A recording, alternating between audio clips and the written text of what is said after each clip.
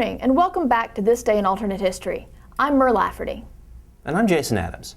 Today is August 20th, 2007, and on this day in 1969, the Beatles finished the Abbey Road LP. This would be the last time the famous quartet would be together in a recording studio. The Beatles formed in the late 50s when John Lennon and Paul McCartney, two Liverpool teenagers, met at a church picnic. They soon added talented young guitarist George Harrison. The final lineup was cemented when original drummer Pete Best was fired in 1962 and replaced by Richard Starkey, aka Ringo Starr. The quartet would go on to lead the British invasion that changed the face of American rock and roll and, put it simply, revolutionized popular music. Over the course of their career, they released 12 studio albums and are the best-selling musical act of all time. By the late 60s, tension had developed between the bandmates, and when they began work on Abbey Road, they all knew this would be their last Beatles record. Most scholars put the blame for the band's demise squarely on John's second wife, Yoko Ono. They had been married earlier that year. She had become a fixture at Beatles recording sessions and had an increasing amount of influence over John's musical input. Despite this, or any other factors, Abbey Road is considered by many to be the finest album in the band's stellar career.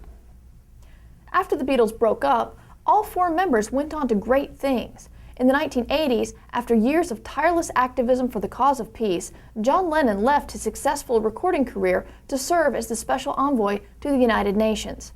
In 1991, he was elected Secretary General and is currently in the first year of an unprecedented fifth term.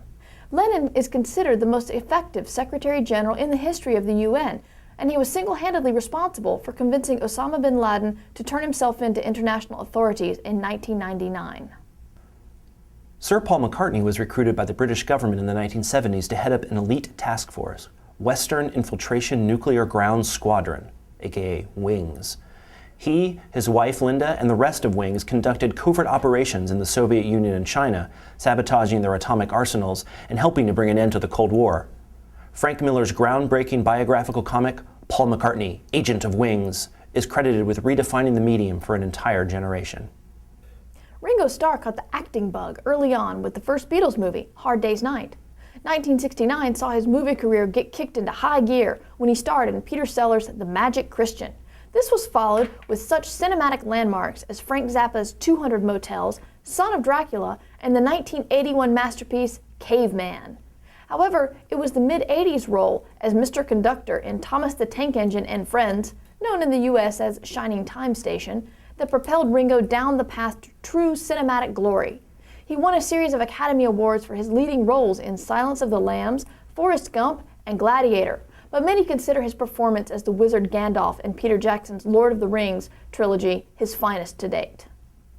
George Harrison was the only former Beatle to focus entirely on his musical career. Feeling that Earth no longer provided enough inspiration, he used his vast fortune to fund the International Space Station and became a permanent resident there in November of 2000. He has produced a steady stream of hit records ever since, with each new release being broadcast for free to the entire planet. His shining example convinced the RIAA to become a non-profit organization in 2004, and they now champion the cause of free music for all. Thanks to the former Beatles, the world is now a much more peaceful and generally relaxed place than ever before. And to think it all started with 4 kids from Liverpool, England. I'm Mer Lafferty. And I am the Walrus. Thanks for watching This Day in Alternate History. Goo Goo Gajoob.